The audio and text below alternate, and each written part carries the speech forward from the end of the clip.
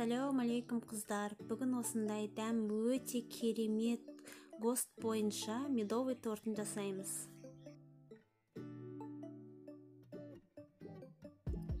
Тортымызды жасамас бұрын марлемізді 2 қабаттап сетканың үстіне 800 грамм қаймақты 20% болу тиіс қаймағымызды салып холодильникке қойып қоямыз. Артық суы ағып кету керек. Сотейнигімізге сары май, шекер, әселімізді салып ертіп аламыз. Баяу отымызда еріген кезде, енді қайнай бастаған кезде 1 қасық сода саламыз.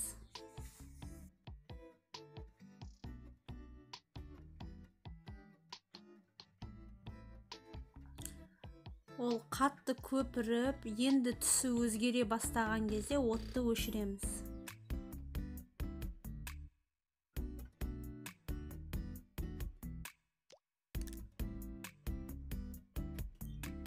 Міне осындай түсті болады. Енді оны үлкенде ыдысқа құйып алып, ішіне жұмыртқаны бір-біреуден қосып араластырамыз.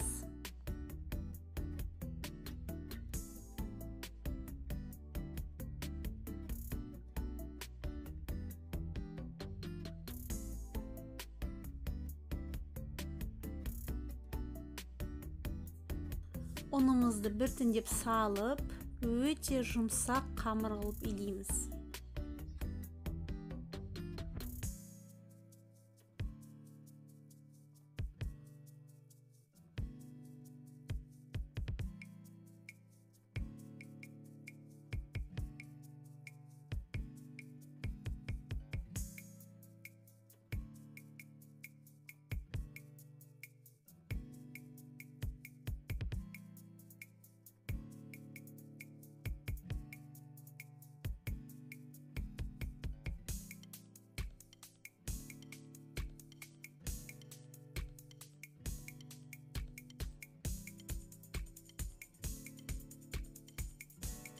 Қамырымызды қойған кезде осылай аға бастаса, онда қамырымыз идеальный болғаны. Байқаңыздар, қамырды қатты қылып қоймаңыздар. Ұзыншалап қойып алып, оны 9 бөлікке бөліп, домалақтап бетін жауып қоямыз.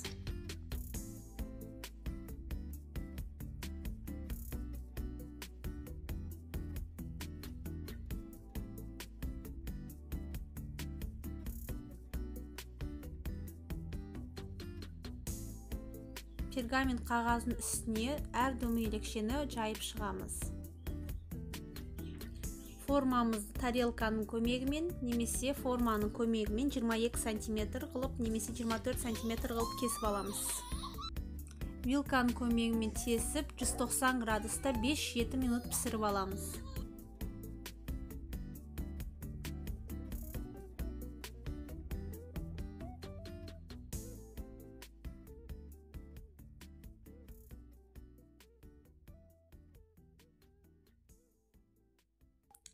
Міне осындай 9 корж шығады. Қалған остаткілерін блендер арқылы езіп аламыз.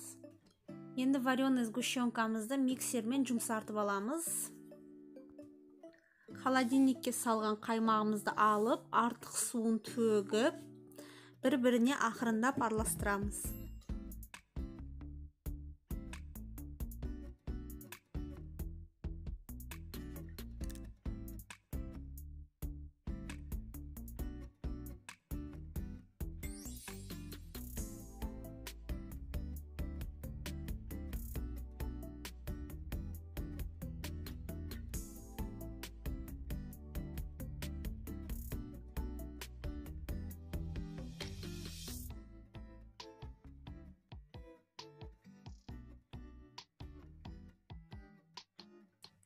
Нәтижесінде осындай өте әдемі крем шығады.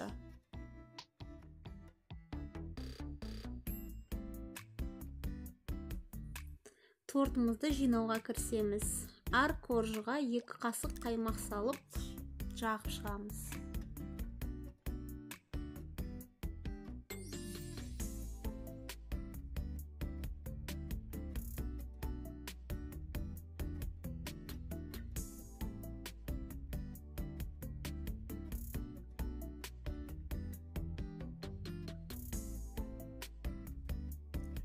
Қалған кремдердің бәрін сыртына жағып қаптап аламыз тортымызды.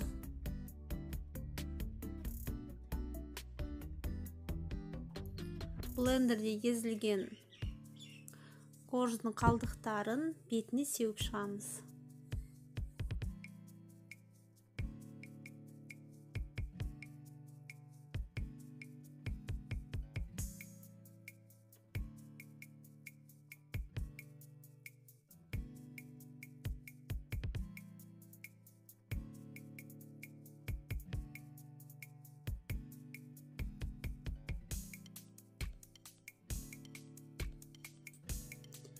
Холодильникке пропиткаға 2 сағатқа қойып аламыз.